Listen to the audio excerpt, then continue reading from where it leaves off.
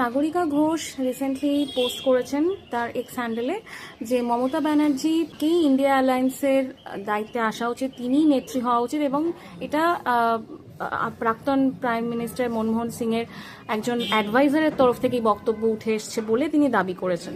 দেখুন, তিনি কি দাবি করেছেন সেটা তো তার ব্যাপার, কে অ্যাডভাইস করেছেন সেটাও তার ব্যাপার। কিন্তু আমরা যারা মাঠে ময়দানে রাজনীতি করি, আমরা যারা সাধারণ মানুষের কথা ভেবে রাজনীতিতে আছি, আমার মতে তো এটা খুব সন্দেহের অতীত যে মমতা ব্যানার্জি পশ্চিমবঙ্গে যা সর্বনাশ করেছেন, যা ক্ষতি করেছেন, শিক্ষাক্ষেত্রে বলুন, গোটা প্রশাসনকে দুর্নীতির সঙ্গে জড়িয়ে দেওয়া, প্রশাসন এবং ধর্মের সম্মেলন করা, সরকারি টাকায় পুজো আচ্ছা এইসব করা, এগুলো সমস্তই হচ্ছে সংবিধান বিরোধী কাজ।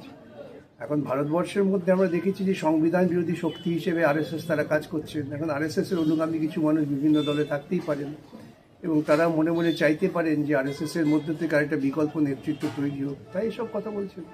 তাহলে কি এটা আরএসএস-এরই চক্রান্ত? হ্যাঁ, পরিকল্পিত সম্পূর্ণভাবে।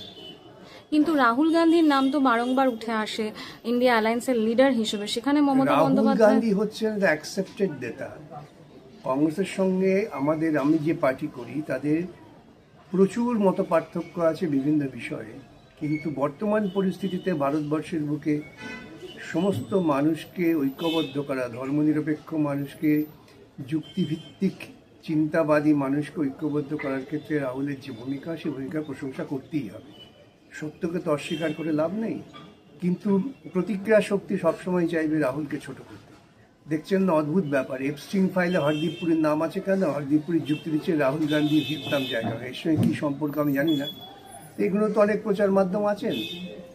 এখন এপস্টিন ফাইলে মোদির নাম আছে, অনিল আম্বানির নাম আছে, হরদীপপুরের নাম আছে, গোটা বিজেপি সামগ্রিক নেতৃত্বই দেখা যাচ্ছে ঘুরে ফিরে এর সঙ্গে যুক্ত হয়ে পড়েছেন। এর বিরুদ্ধে প্রবল কণ্ঠ রাহুল, তাই রাহুলকে দাবিয়ে রাখার চেষ্টা করা হচ্ছে। এবং কংগ্রেসের ভেতরে এমন কিছু মানুষ আছেন যারা আরএসএস প্রাণিত, তারাও চেষ্টা করবে রাহুলকে দাবিয়ে রাখার, স্বাভাবিক।